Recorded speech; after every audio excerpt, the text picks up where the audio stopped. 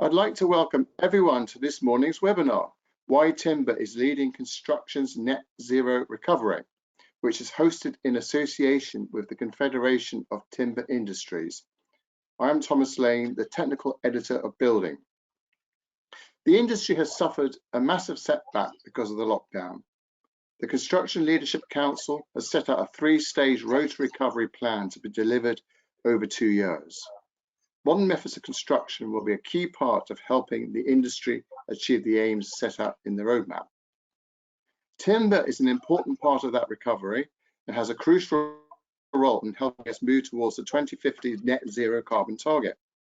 Today, you will hear about the CLC's road to recovery, how developers are using off-site manufacturing and timber to drive efficiency, and also a comparative view of France, which is recently introducing a requirement of public buildings to be 50% timber, or I think there's some caveats around that one. I am joined by a panel of 3 experts. Simon Rawlinson is the Head of Strategic Research and Insight at Arcadis UK, and is also responsible for strategy, communication and thought leadership at the Construction Leadership Council. Jonathan Falkingham is the founder and creative director of Urban Splash, and Sylvia Maligari is the Secretary General of the European Organization of the Sawmill Industry. So the format of today's webinar will be each presenter will speak for probably about 10 minutes, and once the presentations are over, we will take questions. So I encourage everybody in the audience who's listening to think of your questions and submit them using the online question facility, and then we'll consider those after all the presentations are finished. So in terms of the running order, I'm going to hand over now to Simon, who is going to take us through the CLC's Road to Recovery roadmap. So Simon, over to you.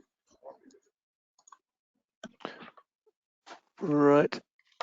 Okay, so hopefully my screen is coming up there. Is that okay there, Thomas? That is there, yeah, that's great. Excellent.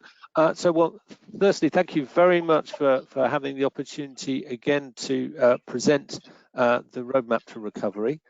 I'm in a position as very much as I am not a timber expert, but what I'm going to try and do is position some of the characteristics of timber in the context of some of the critical parts of the recovery plan. I'm going to gallop through these slides pretty quickly. The first one I have to do, picking up Thomas's theme, is very much to sort of reflect on the scale of the correction that COVID has created in the construction industry. That decline there, 25% in the year, currently forecast by the Construction Products Association, is genuinely unprecedented. And in a crisis that has probably seen the word used unprecedented probably more than ever before, I think this is one which we can genuinely say that applies. And what that, of course, that does is it has a massive short-term impact on the way in which, say, for example, cash is flowing through the industry, and it also then starts to have a quite significant effect on, let's say, for example, confidence in people who want to invest in the industry, create new capacity and such like. So both very important elements. Now, the next thing I want to then just pick up is around, just get rid of that email coming in, was a recovery of what's going on in the recovery plan itself. And I'm going to come back to this in a little bit more detail. But what you'll see, the first thing there is it's aimed at increasing the level of activity across the ecosystem. So that means that the materials and the manufacturing sector is probably as important as the people delivering the work on site. So it's very much a sort of holistic approach. And then this idea of sort of like accelerating the adjustment to a new normal, and a new normal has to be a more productive and more sustainable new normal. So then you can start to see the clues around direction towards net zero, direction towards wider utilization of off-site prefabrication, for example. 3 phases, I'll come back a little bit later on. And then I just want to sort of heighten some of the successes at the bottom of that slide there. And that, I think, is the idea to give this got genuine credibility. So rather than being sort of like a nice PowerPoint that makes everybody feel a little bit comfortable with this, you can see lots of work about accelerating site opening, lots of work about planning to make it easier to either keep working now or to extend permissions in the future, and some long-term work as well. Say, for example, the CIH value framework, which is a 5 capitals tool, which will get people to think more about, say, for example, natural capital, more about sort of human capital and innovation. So some really good complementary elements there. Now, one of the important things about the recovery plan is it is genuinely collaborative. And this is, again, probably an unprecedented slide in terms of having all of these different organizations working in a single direction, collaborating to accelerate the recovery of the industry. And that's a massive positive, because if you can imagine, you've got the material suppliers, you've got contracting organizations, you've got designers, and they're all starting to sing from the same hymn sheet. So that has been one of the real positives from the outbreak, and it's something that we're determined to build on. And now getting into the real meat of this. Now, this is a 3-stage plan, each with 3 sort of key areas of priority. And if you go and download the full plan, you'll then see that there's another page for each of these stages. So I don't intend to go through in much detail. There is a lot to it, and I'd recommend that everybody goes and digs it out. Easy to find on the Construction Leadership Council website.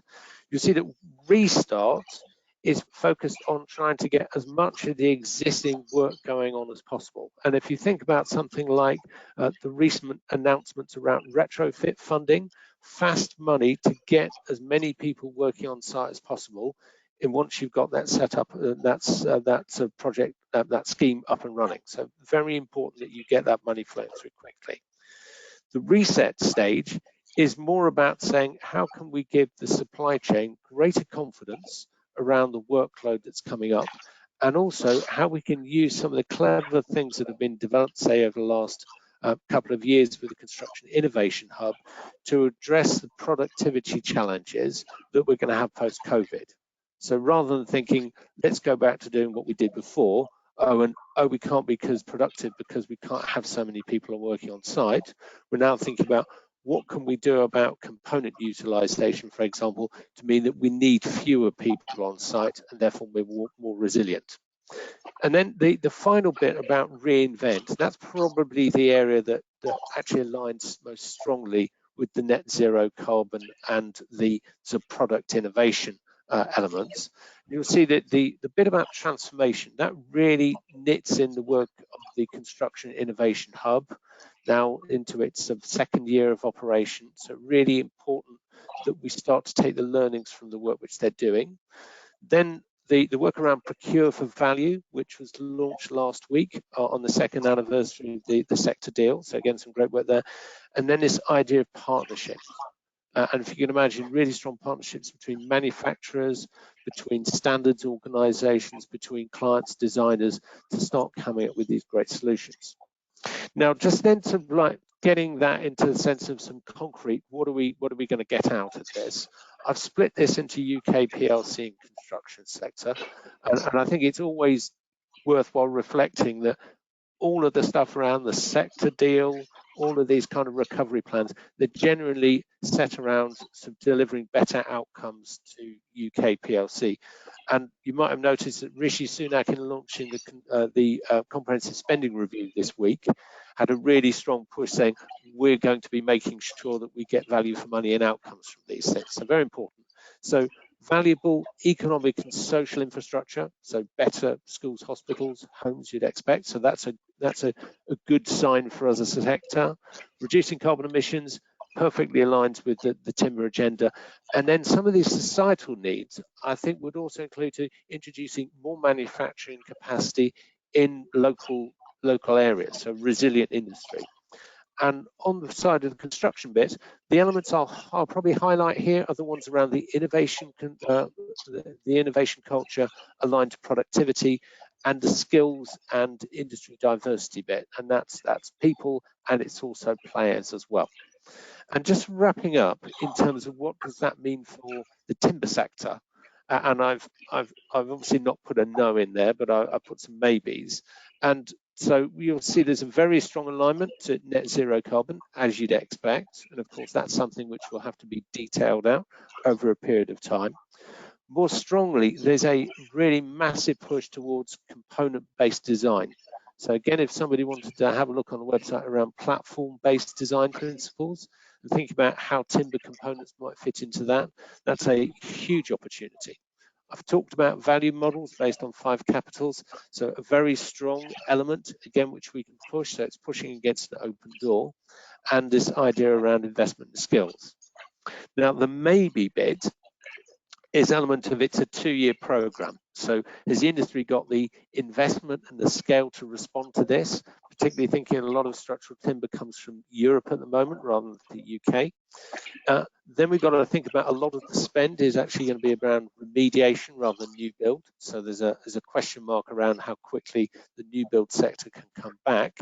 And then again, I'd say there's this issue around the retrofit for decarbonisation is probably going to dominate the area around net zero rather than new build. So there's a bit of a sort of like having to shout out a little bit more loudly about the contribution of new build to the net zero target. And then finally, there's this one around where, if you imagine where the government's focus is on. So the government's focus is on schools, hospitals, because it talked about that in its manifesto. It's talking about productivity, so it's thinking about railways and roads. So how you navigate to find the space for timber construction in that kind of set of priorities, I think is a really interesting opportunity for the sector. So I'm going to finish there, and I'm looking for some great questions later. So thank you very much. Great, thanks very much, Simon, for your presentation. And before we move on, I've just got one sort of quick question for you. So, I mean, the CLC came up with the recovery plan a little while ago now. So, how do you think the industry is actually doing right now in terms of recovery when it comes to meeting the recovery plan? Well, I think as I had on that sort of opening slide, there's been quite a lot of quite good positive uptake in terms of the kind of steps that were needed to help the industry. And a good example of that would be the announcement this week around provisions for local authorities to provide greater flexibility around operating hours. And I think what that then builds on, it appears that quite a lot of organisations have been quite successful in getting their productivity not up to levels where they were in February, March, but as close as you possibly can. So I think people are in that kind of space. At the same time, I think we do have to be realistic about just potentially how much harm was done around the shock in April and June in terms of just how much cash was lost. So I think that's something which we just need to watch out in terms of the health of the supply chain and see how they're coming back. But I think considering how badly the sector was affected, we're not doing badly. But at the same time, I wouldn't want to be too optimistic about saying we're out of the woods yet. Okay, well, great. Well, thanks very much, Simon. We're now going to move on to Jonathan Falkingham from Urban Splash. And just as a quick reminder to our other presenters, if you're not actually speaking, if you wouldn't mind muting your microphone during the other person's presentation. So, Jonathan, I'm going to now hand over slide control to you, and we look forward to your presentation.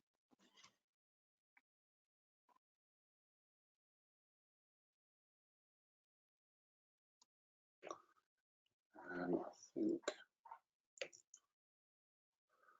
Good. Can everybody see that? And can you hear me? Yes. Yeah. We're working well. Good morning, everybody. So I'm just going to give a quick kind of take from a house builder perspective on this subject. So House is a relatively new business, actually, coming out of a piece of work that Urban Splash has been doing for a couple of years.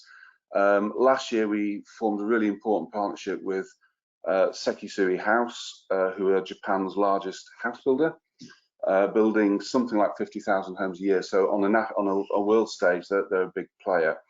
75% of their homes are already carbon zero, and all of them are built in factories. So they're well ahead of the curve in terms of a UK perspective in this space. And of course, we've got Homes England as well as an equity partner in the business, and that's great. And they're very keen to support the kind of work we're doing. To give you a little bit of background, I'm going to play a quick video. So I'm just going to see if that loads. Is that working? Yeah, no, oh, hang on. There we go.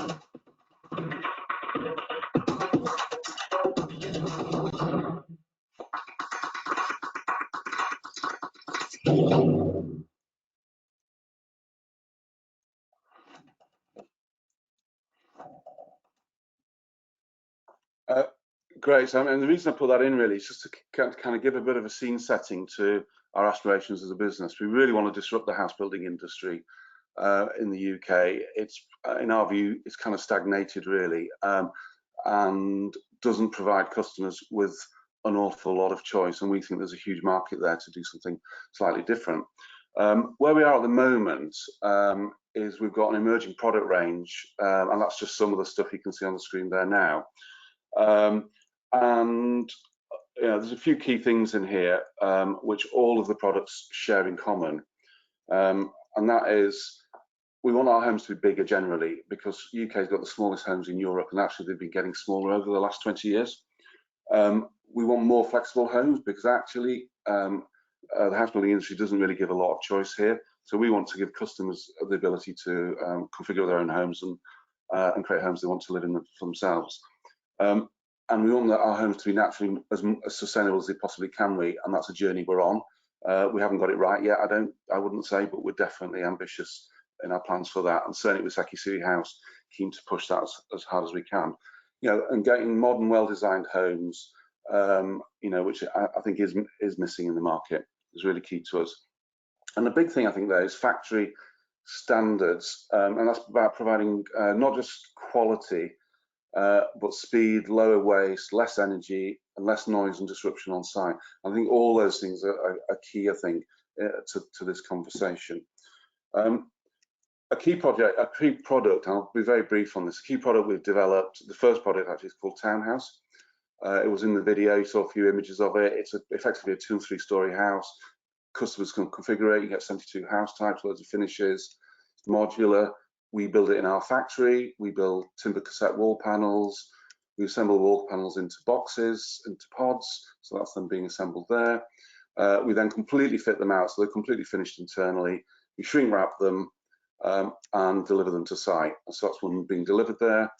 And then ground floor going in, first floor going in, second floor going in, and we can typically do about 3 3-story houses a day with these modules, providing the site's ready to take them. So it's really fast and quick and efficient.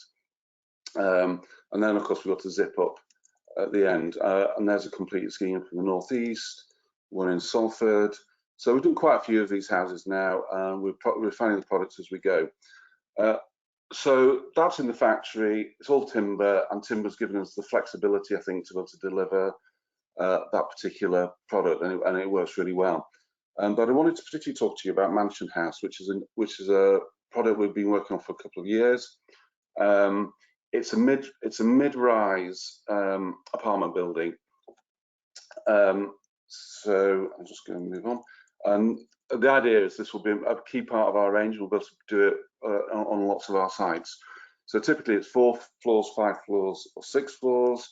We can arrange them in terraces, crescents, and squares. So it's quite flexible.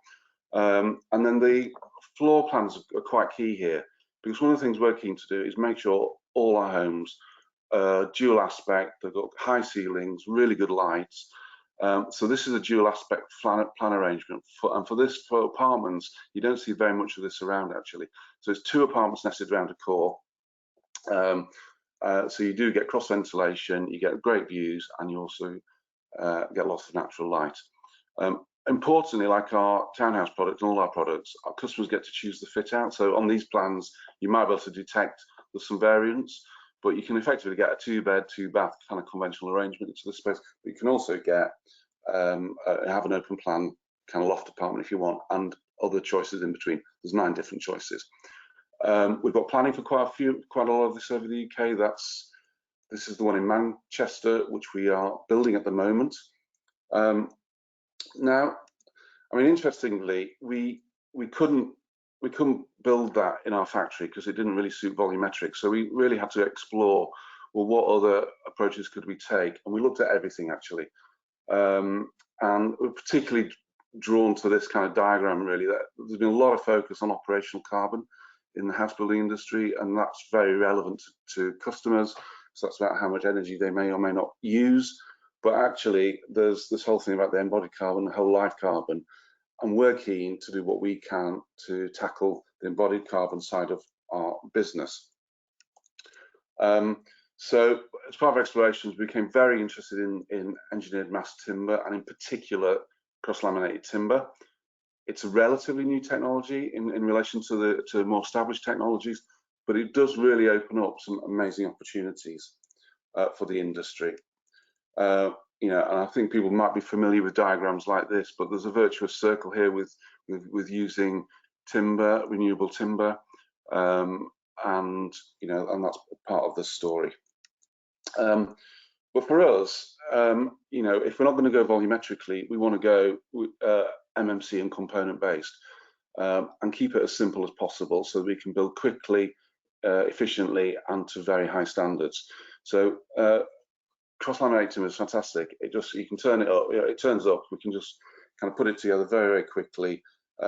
We can then put components inside the home and fit it out, and external components as well. So the idea with this is all the components are manufactured and just assembled on site. This is actually the live site in Manchester. So it's all precision engineered. It comes to site pre-cut and just craned into position straight off the back of a lorry. The entire structure for this building was delivered on 38 lorries. So that's less than one apartment per lorry, so very few traffic movements to site. This is a view down, but effectively what's great about CLT is it can do all your primary structure, walls, floors, and roofs. And for us, it's great because one subcontractor can effectively do the structural shell of the building in one go. So we're not crossing trades. Interestingly, really simple to erect on this building, 1 crane operator, 6 operatives, and only small power tools to erect. So it's actually quite quiet on site as well. So it's really good in built-up areas for neighbours and what have you.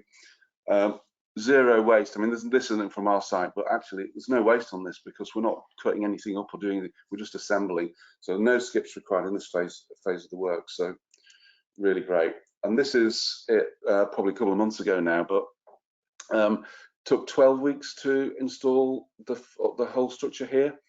And interestingly, I mean, on the carbon side of it, through some kind of industry calculator, which our supplier has helped us with, It's 1,130 tons of sequestered CO2 in this building. So so that's great, and it gets us off to a really, really good start, and that's much, much better than could be achieved with other more traditional technologies.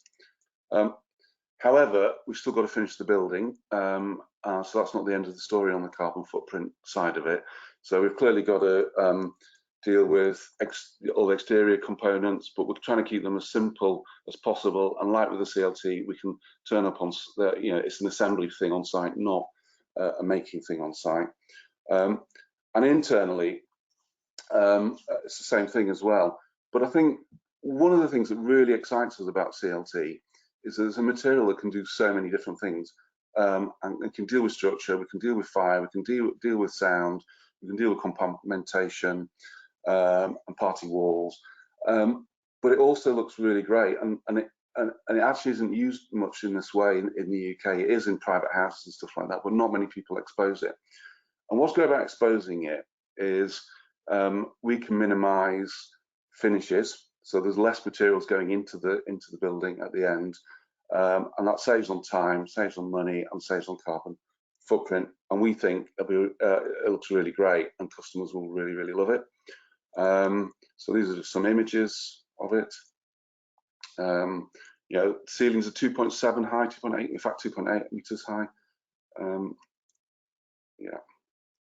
So this will be finished later this year.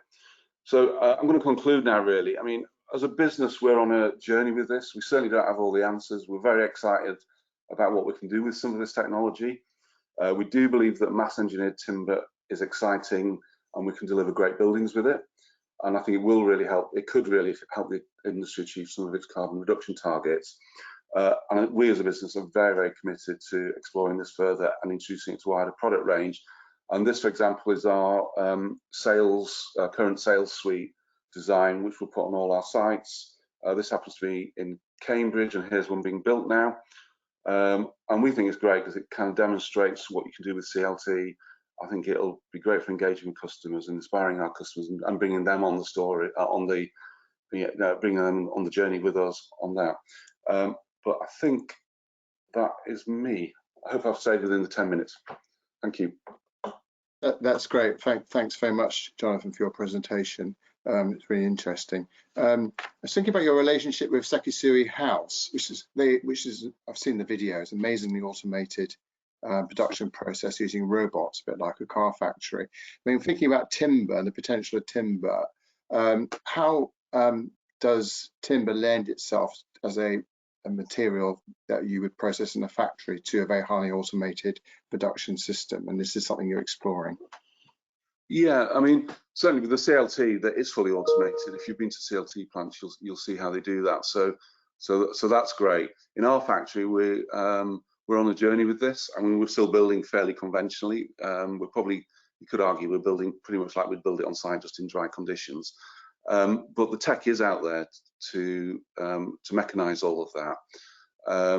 It's a matter of capital investment, and the right time to make that would be my take on it. We're not there yet with it. Great. Well, thanks very much. So I'm now going to hand over to Sylvia, who's going to talk about the timber in France.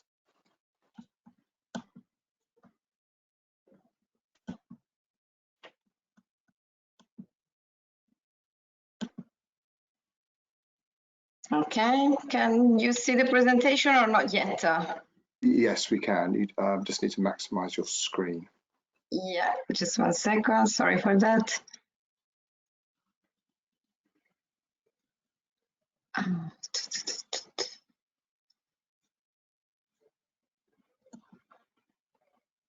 Okay, so thank you very much for this invitation.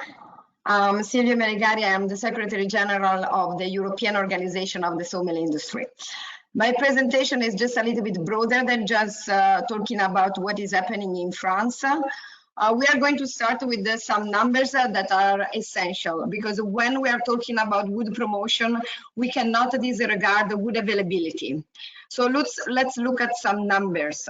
So according to the Global Forest Resource Assessment presented in 2020 by FAO, in the world, the total forest area is 4.06 billion hectares, which means 31% of the total land area. While Africa had the largest annual rate of net forest loss in 2010-2020, Asia, followed by Oceania and Europe, had the highest net gain of a forest area in the same time framework. Globally, only 30% of all forest is used primarily for production of wood and non-wood forest product. That means that only 1/4 of the harvested forest is actually used for wood application, solid wood. So we still have, from a forestry point of view, a potential in wood availability that can be explored. And why I'm saying this? By 2050, the world economy is expected to quadruple. The global population is going to reach 9.2 billion, and a growing population requires more food, more industrial products, more energy, and also more housing. Establishing a resource-efficient and climate-friendly economy is central to the green growth presented by Europe, but also in the current EU recovery plan. And two pieces of legislation will be essential for all member states to promote wood in construction. One is the Circular Economy Action Plan that has been already presented in March. The other piece of the legislation is the renovation wave that is expected in September by the European Commission. Without doubt, legally harvested wood products from sustainable forest management can play a key role in green solution and in green buildings. So if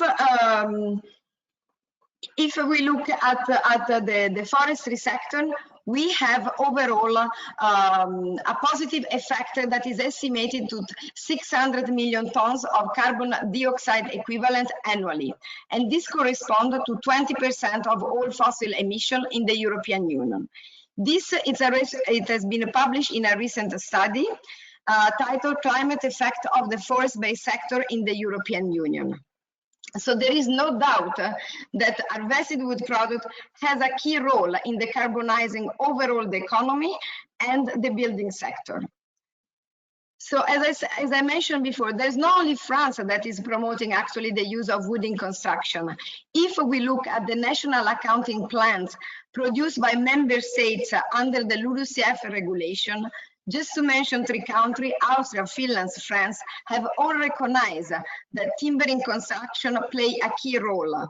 The role of promoting wood in construction that has been recognized in the strategy of Finland for climate-friendly economy as long-term storage carbon. France is presenting a national low-carbon strategy that emphasizes maximizing the substitution effect of the storage of carbon in wood product, particularly through an intensified use of wood in construction, is key for the country. It should be recalled that regulating construction work belongs to the competence of member states, and the EU legal framework for marketing construction products is based on the principle of technological neutrality, meaning we cannot have actually at European level a legislation that emphasize or recognize explicitly that wood should be used more compared than other material. It should be noted that the EU and the WTO rules are material neutral. Wood per se may not be promoted, but may be encouraged indirectly on a competitive performance basis, which apply to all alike products, meaning through standard recognition of the benefits of using wood. I mentioned it before.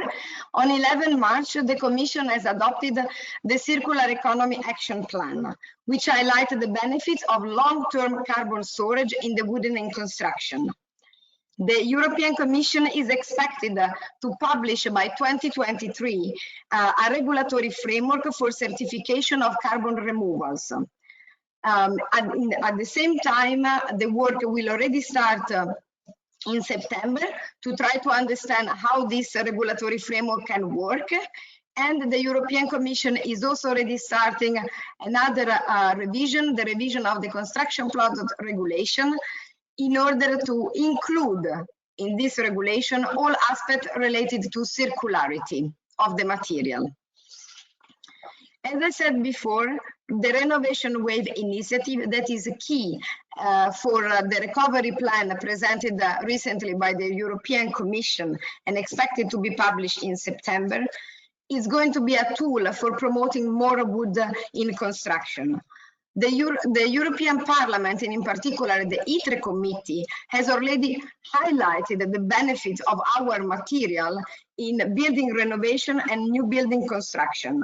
In particular, and I'm going to read, the ITRE committee has called the Commission and Member States to incentivize the use of natural and low carbon building material during major building renovation and new building construction. Moreover, the Parliament has also highlighted that sustainable building material, such as certified wood, are essential for achieving low carbon and long-lasting building stock, and that construction opens an opportunity to store carbon into bio-based building products in the limit, of course, of sustainable availability. So these are already very important points and very important statement by the European Parliament. But this is not all. 2 weeks ago, EEA, so the European Environmental Agency, has published a new report stating about the contribution of wood products in sustainable building and in a circular economy perspective. The EEA report clearly emphasized that wood products are better for the environment and better as construction material from an environment point of view. So I was asked to mention about what is happening in France. France is the country that traditionally uses concrete as construction material. But since 2016, wooden construction raised plus 13% in sale turnover. In terms of material share, it means that 6% market share in housing, 27% in building extension, and 60% for non-residential buildings is use wood material.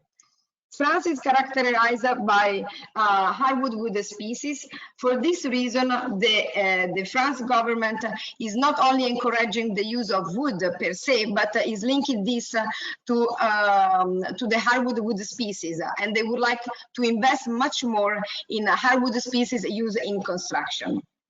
Through an enhanced collaboration of the wood industry and the Ministry of Agriculture and Industry, France is also committed to build a wood frame Olympic village for the Paris Olympic Games in 2024. Of importance is also the development of standards I mentioned before. The French environmental regulation is going to be amended in 2020, and we have the introduction, together with energy efficiency in building, also of carbon footprint, energy consumption level, and carbon requirements for all new construction buildings. There will be also analysis on the whole life cycle and carbon storage during the building life. Moreover, France is also going to produce a bio-based national label that will be applied to new construction and also for renovation. So all these elements are of key importance, and they will be a key element for using more wood in construction. So we have seen it, and it was mentioned before, so there is no reason to spend more time on this. We have fantastic new application, glulam, CLT, prefabricated wood solution that can be used in building and can be disseminated as a tool for using more wood in construction. FAO has also published a new kind of collection of best practice by member states in the framework of the COVID crisis, in order to collect all of the new policies that are already in place in several countries like Sweden, but also New Zealand and Germany, and that are a tool for using wood in construction. If we look at the Swedish municipality of Vaxio, there is a building strategy with wood since 2005. And already by 2020, it was expecting that all new buildings would have been built out of wood. This strategy is also important because it includes a collaboration between industry and the university. Then we have New Zealand, who has advocated for a wood use from a local forest industry. The region of Freiburg in Germany, who has a dedicated policy to wood use in the private sector, but at the same time, they've linked this policy to locally sourced and certified wood. But we have also other examples, like in Australia, where we have the Make It Wood campaign, or in British Columbia, where since 2009, there is the Wood First Act implemented in order really to boost the consumption of wood. Us as industry in Brussels, we have produced a new brochure. It's called the Wood Building the Bioeconomy. This is a unique tool. It's a brochure, a booklet that summarizes all the elements that are necessary for promoting wood, for explaining to the policymaker the important characteristic of wood. And the booklet covers really all aspects that are essential, from sustainable forest management, UTR, certification, life cycle comparison. And this is, as I said, is what we use in our advocacy action at Brussels level. If you are interested, we can provide you with a copy of this. Thank you very much. Great, well, thanks very much, Sylvia. That's a really interesting presentation, really interesting to see what other countries are doing to reduce their carbon footprints. If I can encourage our other speakers just to come back online. Jonathan, two of you are there, and then we can start taking some questions from the audience. We've had quite a few questions come through, and if anyone's out there wants to continue submitting questions, please do so. One question that is coming up quite a lot, and thinking about Sylvia's presentation in particular, there's a lot of work being done overseas to encourage the use of more sustainable construction materials, including timber. In the UK, we have a ban on the use of combustible materials in cladding systems over 18 meters, and it looks like that's going to be reduced down to 11 meters.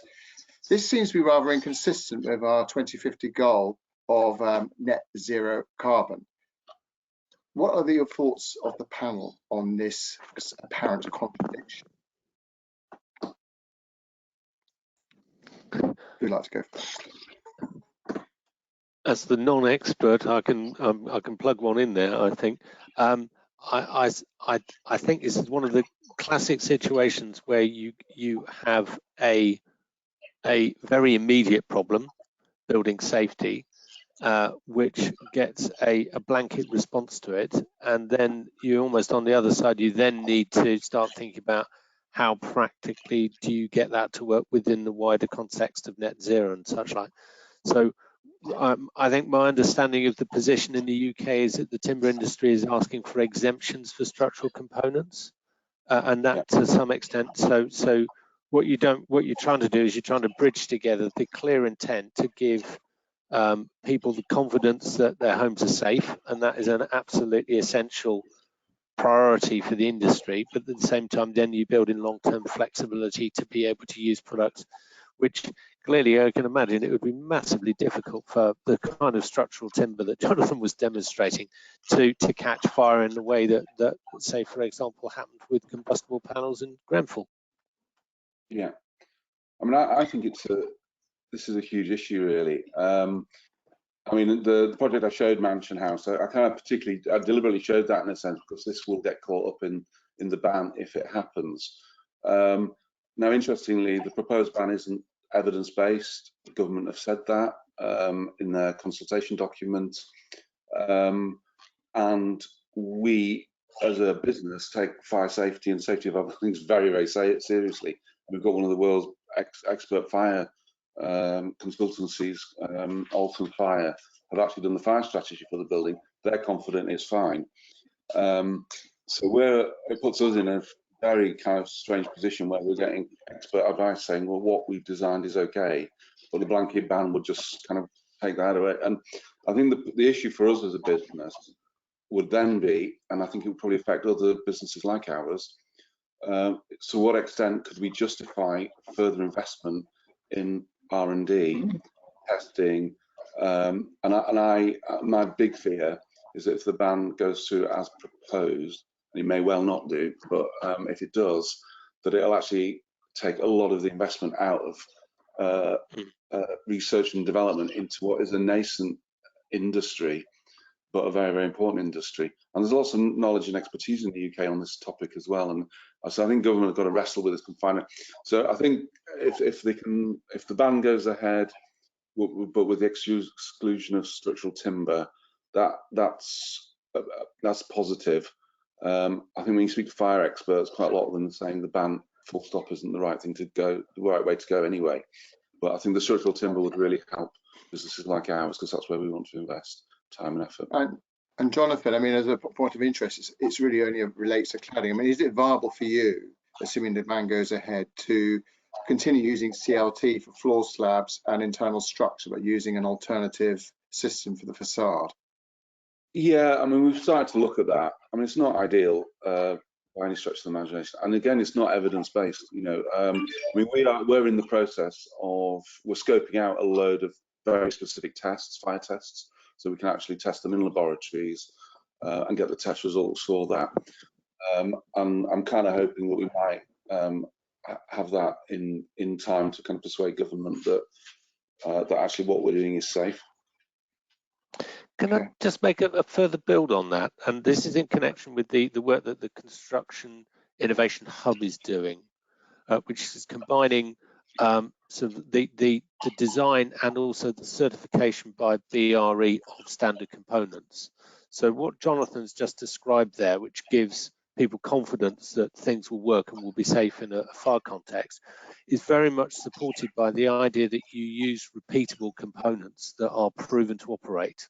And I think that alignment of a lot of the sector deal stuff with the kind of challenges that are being met with fire safety will help an awful lot. And I think if government starts to understand the implications of that, I think we can see a way through. Right. And is it? I mean, I know that there's been some work done on standardising lightweight steel frame components. I think that's a seismic consortium, which is really interesting because you've got competitors coming together to develop standardised components. Have you seen anything like that in the timber sector? I don't, as far as I'm aware, and I would have to say I don't know every single demonstration project and research projects that's been funded, but I do know, say, for example, that Stuart Milne, who are well known in terms of their timber frame operation, were funded as part of one of the biggest projects. So I suspect there are some elements in there, and it's been a very wide-ranging program. Right, thank you. And Sylvia, I mean, the question earlier on about this apparent contradiction between net zero carbon targets, which obviously more than just the UK, and the specifics of a combustible cladding ban here. From your perspective in Europe, how does it look to you when you see what other countries are doing? But first of all, I do not have technical expertise on the fire resistance of wood product. From a legislative point of view, what I can tell you is that the fire regulation are of national competence. Now, what we should be investigating if this is actually a technical barrier to trade, and it might actually represent an impediment of using wood compared to another material, and if this is justified. But as Jonathan said, apparently the British government has actually said that there are scientific evidence for put on this ban. Now the ban is not just on wood product, it's on combustible material, so they are already enlarging the scope. So from a legal point of view, when you look at the legal basis, it might sound correct. Now, we really have to play on standard. We should investigate what is actually in place in other member states, although UK is leaving EU, we can still make a comparison in order to evaluate if really the British decision is justified on evidence base, or actually there are elements that were not taken in consideration and should be taken into consideration in order to remove this ban. But you cannot put on the same level reaching the carbon neutrality and the fire ban, because safety is another piece of legislation, so they are not really comparable, unfortunately. So this is what it should be acknowledged. Just for your information, in Brussels, there is a very strong lobby from other sectors, like the cement and the steel industry. They're all in this platform for Fire Safety Europe, and they're really lobbying for fire safety in construction, both renovation, not renovation. There's even a study at European level on safety of a site. So it's a technical lobby that the wood industry has to engage much, much more, because as I said before, there is no doubt that wood is it's a positive material for the environment. There is no doubt about this. Now all the games are played at standard level. Great, well, thanks very much, Sylvia. Just before we move on to the next point, I just had a message come through from Andrew Carpenter, who's the Chief Executive of the Structural Timber Association, to say that they are actually looking at standardization at the moment. So that is actually very encouraging. Moving on to another area. I mean, when we're considering the role of timber in moving towards our net zero targets, there's a lot of talk about now about designing for reconstruction and what you do with materials at the end of life. How interested to know how timber fits into this? I mean, is it easy to reuse it at its end of life, or do you just have to accept that we've had the carbon savings and then use it for something else? Mulch it and put it on your gardens. I don't know. What is this something you thought about, Jonathan, at all, given your use of CLT and other timber? We put, in fairness, we probably haven't given it enough thought, I would probably say, because hopefully we're building buildings that will last for a long time, and our customers are buying buildings off us that they'll enjoy for generations to come. And that's our primary focus, really. But I think that I showed, I mean, I only put it up on screen very briefly, but I did show a diagram showing what happens as timber comes out of use in buildings, and that that diagram kind of suggested that it can either go back into reuse in some way if it can be repurposed, or it can go into creating energy, and so you do end up with a kind of, it's still part of that virtuous circle. If I'm just making an observation, this is probably a lesson learned from particularly automotive, where I think a lot of the innovation in enabling improved recycling has been all about connections between different components. So, and that I suspect is an area that is probably quite a bit of development is needed. But you referenced Seismic earlier, which is actually a project which is all about designing connections so that you can bring component parts together that are simpler and less engineered. So I think you're absolutely right to identify it as an area where there's a lot to be done, but I think there's a route to be able to think about how you potentially can take a standard panel from one situation and reuse it somewhere else. But as Jonathan's rightly said, these are things that are going to be staying around for what, 70, 100 years potentially as a structure. That's a pretty minor worry, I would have thought, but I think that potential's there. Okay. In any case, when you look at the circularity of the material, it's not just circularity of the material per se, but there's also the carbon circularity, because it is true that once you have finished the life cycle of the wood product, you can burn it, but in all this circle, you maintain the carbon neutrality, because even when you burn it, you have to consider that there's been a replantation phase in the forest. So the carbon that you have been storing finally will be eventually released during the burning phase, but it has been absorbed already by the trees that we have been replanting. So we have double aspect of circularity of the material and the carbon circularity of the wood product. And another thing that sometimes we underestimate is how long a wood product can last. And we actually find out that in Switzerland, there is a house as old as Notre Dame of Paris. So it's unbelievable old. It's a wooden house, and it even survived the fire of the village. So honestly, wood product can last as long as we want. Thanks, Sylvia. I've probably got time, probably just one more question now. I've had a few questions really coming through about the cost, the comparative costs of using timber versus other materials. So I think first two parts maybe. So one person's asking if is there a cost saving using off-site construction and engineered timber versus traditional construction. And another question is actually asking how using CLT would compare to alternative construction methods like lightweight steel framing.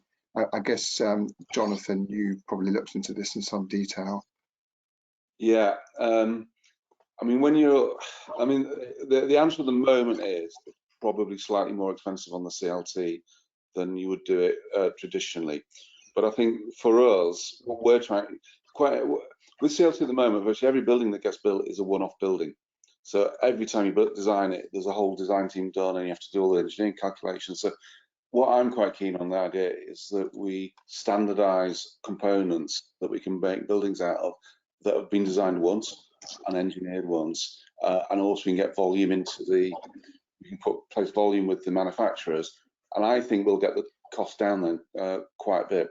I think the other thing which I alluded to in the presentation is that it's a very kind of multifaceted product because it can do more things for you than just structure, and so the more you can exploit that, the less you spend on other things. So so by exposing it, for example, we're not spending money on suspended ceilings and wall coverings and so on and so forth. So we do. So we're just building our first one. I think we'll be able to do a full cost comparison at the end of it. I think we took the view that it was probably going to be slightly more expensive the first time, but with all R&D, you have to invest a little bit to get to the answer. So and I think the industry needs to do a bit more of that.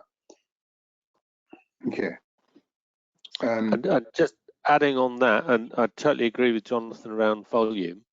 And both CLC and Arcadis have been doing work on how you aggregate demand, particularly from the registered provider sector. So you create enough certainty in terms of the pipeline to encourage that investment in local manufacturing plants that, again, of course, start to reduce down the sort of transport costs and such like. So, this has been an argument that we've been having for as long as I've been in the industry, which is far too long, about, oh, if only you had the volume, then these modern methods of construction would be more economic. And in practice, nobody's ever got the volume up. So that's, again, a very important part of the sector deal and the recovery plan, is to sort of drive demand into these sectors. Thank you. Well, I think we're pretty well out of time, really, for today, but I'd just like to thank all our presenters for their contributions, really interesting, and also the Confederation of Timber Industries for the support of today's event. And for anyone who wants to see the webinar again, it will be available to download, I believe, probably from tomorrow morning. But thanks everyone for listening. Okay, thank you very much. Thank you. Thank you.